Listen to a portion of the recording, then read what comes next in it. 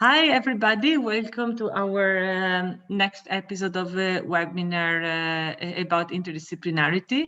And today we have the pleasure of hosting Dr. Samantha Copeland. Samantha is a philosopher at the Delft University of Technology, Department of Values, Technology and Innovation.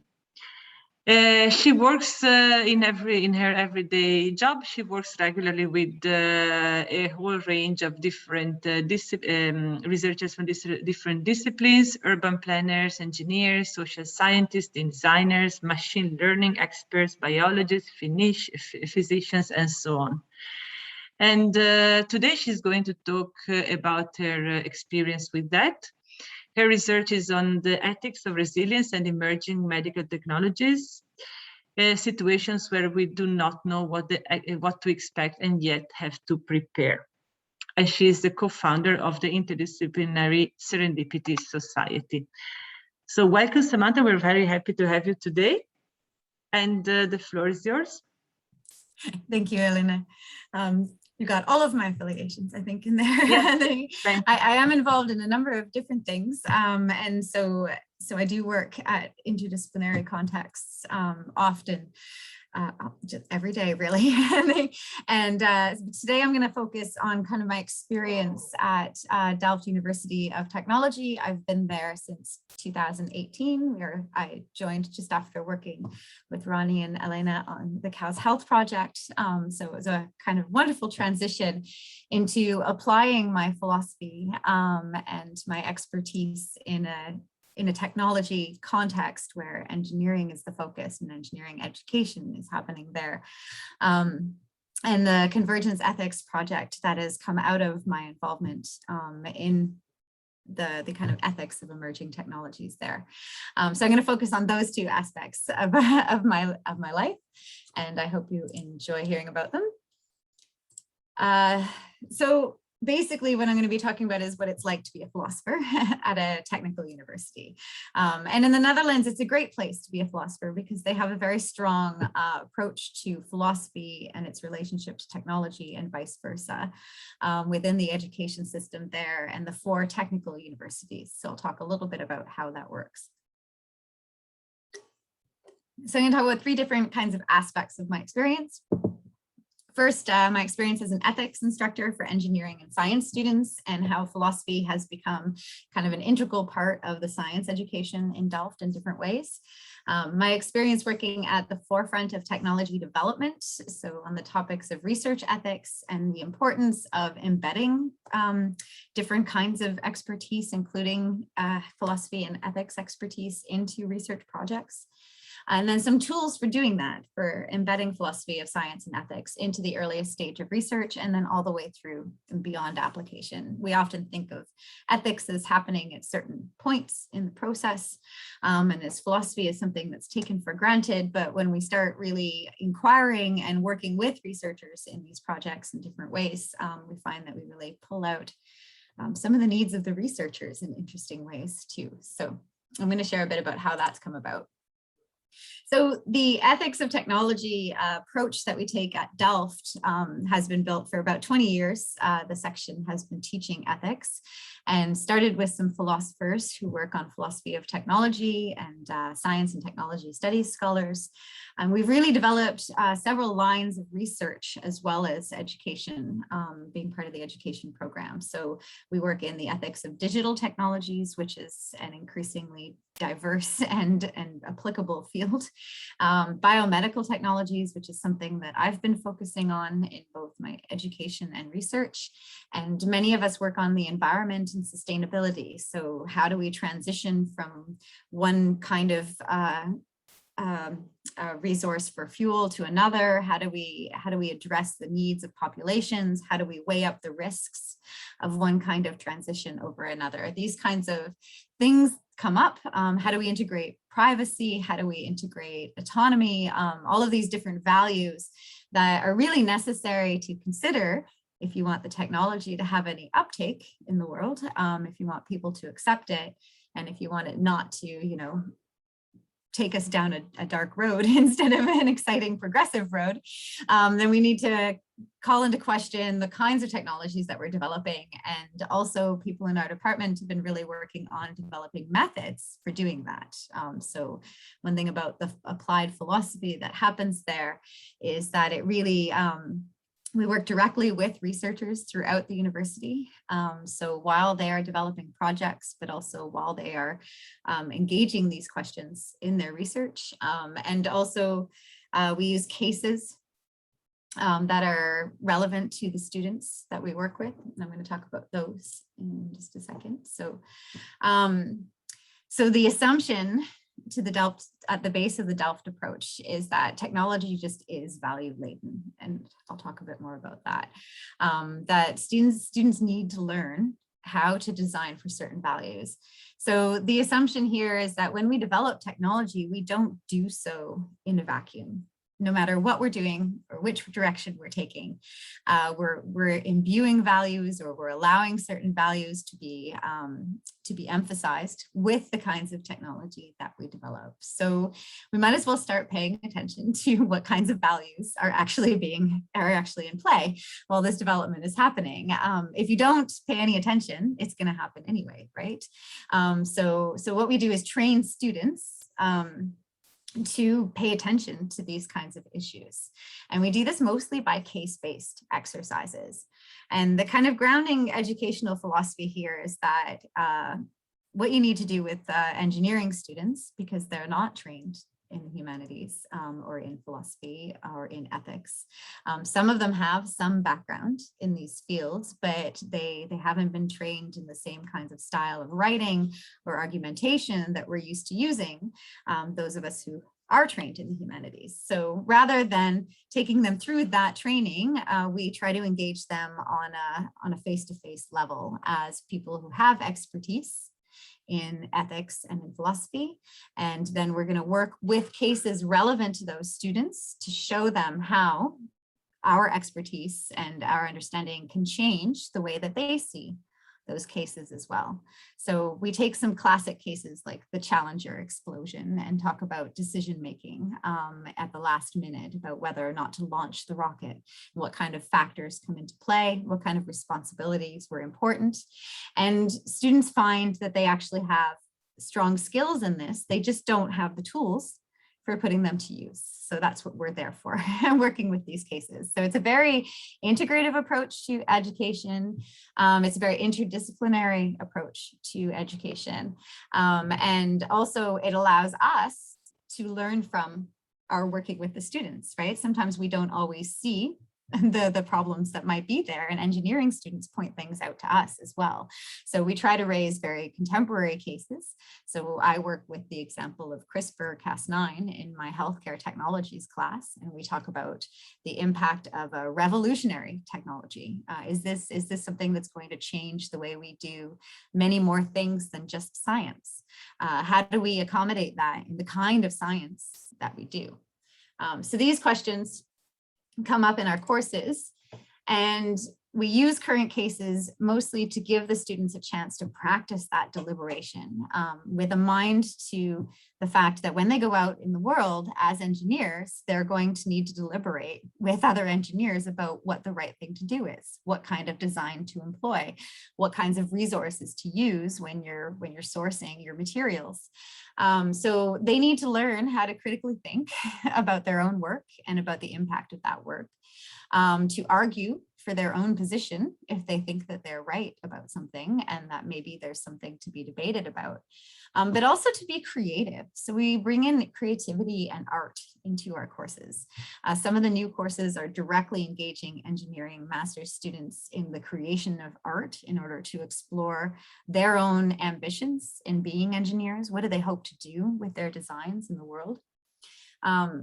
And really explore creative options, because we want to employ in them the kinds of skills they're going to need to make sometimes systematic changes in their fields, to make an impact on the world. They're going to need to be able to critically think about what the impact of their own designs will be, and also argue for better designs where they can. So we find that students benefit most from working with each other to apply concepts, and from ethics and philosophy to cases. And we don't really mean, here's a theory, and then, apply this. But talking about the ways that different kinds of theories might bring out different points in a case. So we'll take a case and we'll think about it from a virtue ethics perspective, but then also from a deontology perspective.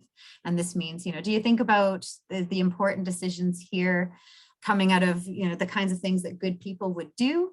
Or should we have a set of rules to follow? What's going to be the best solution here? And when students really start evaluating the impact of different ways of thinking about cases, then they start to explore creative options about their own engineering potential in different ways. And so this is what we're looking for when we engage the students. We're increasingly using participatory and workshop approaches. So we already have a case-based kind of tutorial-based approach in many of our classes, but we're currently kind of prototyping different ways of getting students to work physically with things. So one of them I'll tell you about at the end of today, but another one is the new assignment for my course, where we've actually tracked down technologies used to as prostheses. So we have crutches and wheelchairs and different kinds of prosthetics that we've been able to purchase or gain from the labs at the university. And the students are going to play with them and talk about embodiment and empowerment and the role that technology can play in actually shaping the capabilities of the individuals who use it. So coming from a disability theory lens, giving them some background in the literature in the relationship between technology and disabilities, and then exploring that relationship themselves together in a workshop. And we're going to see how it goes. But these are exciting new developments kind of at the forefront of ethics education. And the students really are engaging them and really benefiting from them from what we can see. So we see ethics as, at least I have learned since I've started at Delft, that ethics is really an experiential kind of education. You don't learn it just by reading a textbook and then trying to apply it in the world. You have to work together to figure out the nuances of that application. Students want to learn about their options. They want those tools. They know that they're going to come face to face with these issues when they get out there. They know that sustainability is something they have to figure out. And so, we need to work with them on how to do that, both using our expertise, but also setting them up with the tools to do that on their own. So they need to develop that theoretical expertise and also skills in argumentation and critical thinking. So the 4TU network has certain projects as well that the Engineering Ethics Education for Engineers program, and there's various projects under that where we bring together the 4 technical universities and really collaborate across the Netherlands in ethics education and how to bring that to the engineers in better ways. And there's so many cool new tools and things developing. I would love to answer questions about those at the end if people have them. On a more kind of individual level, I've been one of the co-PIs for the Convergence Ethics for Converging Technologies program. And since I came to Delft, they've been creating stronger relationships with the medical school in Rotterdam, the Erasmus Medical Center. And part of that effort has been to create joint projects where the projects are explicitly about developing technologies for healthcare and joining together the practices and the approaches that we find at the technical university and at the medical school. And we came in fairly early on, and they had asked us to kind of be there at the early talks and debates about what kinds of technologies they should support and what kinds of projects would be interesting. And they needed some ethics experts along the way, because some of these new technologies are extremely exciting, but the impact they might have on society when it comes to access to healthcare, the more we go technologically advanced, the less access there can be because of costs, for example. So we want to integrate AI into all aspects of healthcare, but then that increases the cost. It affects privacy of individuals. We want to create a digital twin, which sounds really exciting, but then who owns the digital twin and where do we get all that data and how do we aggregate it, which is a philosophy of science question. And so all of these questions continue to come up just in the very beginning discussions of what kinds of projects to support. So the administration supported us developing one of the first projects for drawing out these ethical issues, and also for developing methods for helping researchers who are engaged in these projects think about these issues in a timely fashion. Again, one of the problems is that you develop these really interesting technologies, but then you don't get the uptake because society is like, what are you talking about? Or there's no regulations in place that can help you navigate the kinds of restrictions you might face when in application, right? And so researchers really need to be able to think about these things at the very early stages. So that's been one of our goals, and kind of the branch of the research that I've taken on is pushing towards finding ways to do this. So how do we get researchers to address issues that might come up in new technologies where they're not even sure what might arise? So how do we talk about the uncertainty of the impact of our technologies? And also, how do we integrate approaches from medical research with technological research? Because more and more, these silos we have in practice, in education, so the university structure, in practice, we're being called upon to have these interdisciplinary and multidisciplinary teams, and even get to the point of transdisciplinarity, right, where we're all going to get along really well and then develop totally new stuff. So all of this needs to be figured out. It's all very novel, and there's regulatory gaps that we need to figure out together. So this is just the health and technology project overall. So the mission is to improve lifelong health for all. Our ambitions are huge, but if we're going to have these big ambitions, we really need to cover the different areas of ethics as well as research. So right now, these are the 4 areas that Convergence is kind of focusing on as different ways in which technology and healthcare can come together. And what I've been doing is working with the administrators of these projects and also with different researchers to bring together people working on the ethics issues and the social issues and different methods in social science at the 3 institutions to ensure that we have really combined and interactive and integrated research teams where there's actually a social scientist working alongside a technology developer and an engineer, working alongside a clinical researcher, so that at the very generation of research questions, everybody's kinds of different approaches get taken into consideration. So, oh, we're going to need to cover that, and we should think about that. So this hopefully will generate a more smooth pipeline for innovative research, but also allow us to take up design at a very early stage. And so kind of lessons learned through working with that project is that emerging science can raise new issues at any time. We don't really know at what point in the process an issue might arise with the kind of ethics or philosophy behind what people are doing. But ethicists and philosophers are playing a role in the development of these projects by identifying those issues as they arise, right? So what we have is the ability to see these coming, and we're like, oh wait, if you do that, then you have this other consequence you're going to need to think about. And researchers really appreciate that. While we started off as an ethics project, philosophy of science questions have been raised in several of the projects that we're working with. So for example, in trying to use machine learning to personalize care for osteoarthritis, they're engaging questions of causality, questions of experimental design, what counts as a control or a confounder.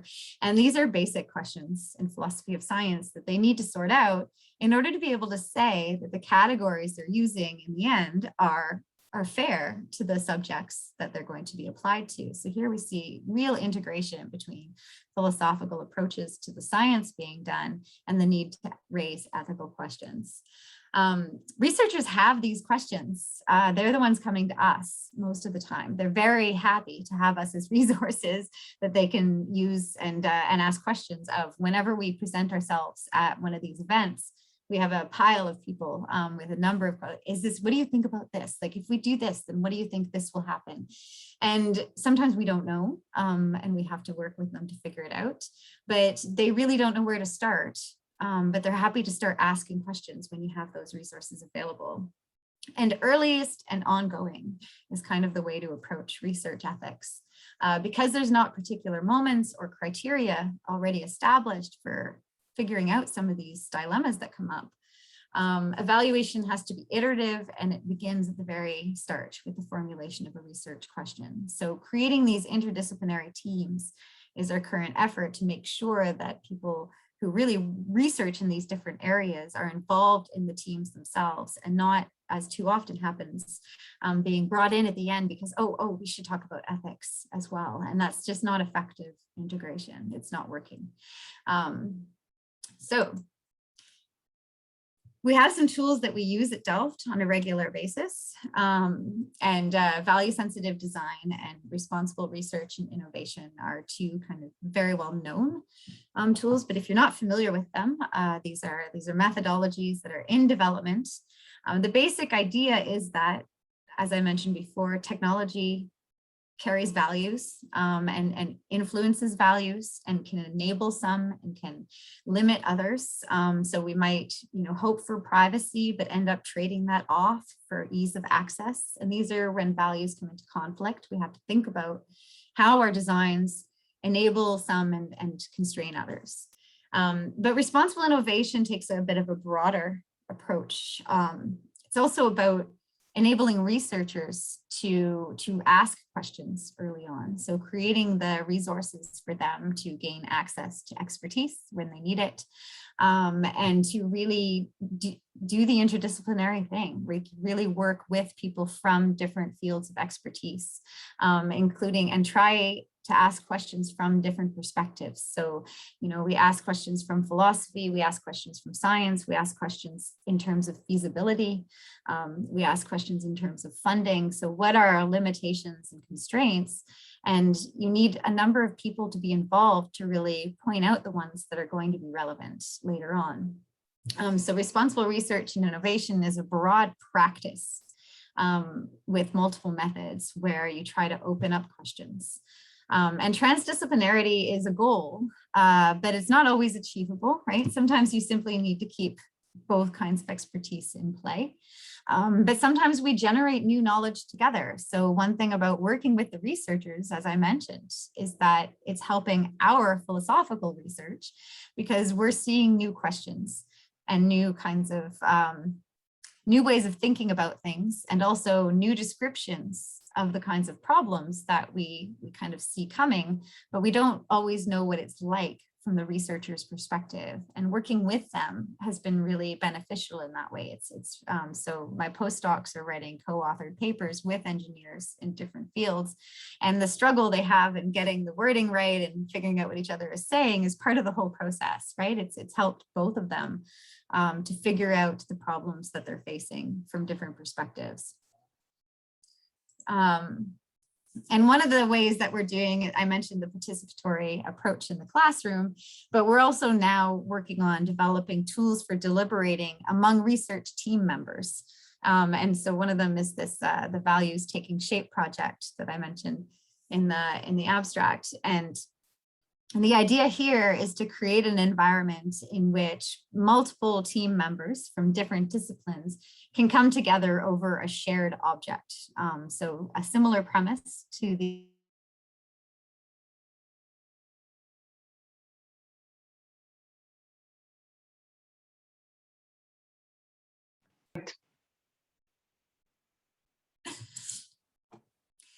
So the idea with working with researchers with these kinds of workshops is that we actually spend some time with them and ask questions with them and deliberate with them. But getting further down than simply the how do we act and how do we make decisions, but really thinking about the grounds for those decisions and the kinds of values they want to take with them as they design new technologies. And so this project came out of a master's project, and we're now creating it in real life and going to implement it with researchers as a workshop where they basically are going to play with shapes together. And we're going to work together on what values mean in the context of the project and create workshops for different contexts so that these conversations can get started. And we believe that getting this deliberation going is kind of the first step in integrating these questions into the very foundations of our research and science. So thank you. If you have any questions about the project, you can check out the Convergence Ethics website. It has upcoming events and webinars that we do as well. And also you can email me, but I'm happy to answer questions now about any of the projects or ideas that I've talked about or other resources I can offer.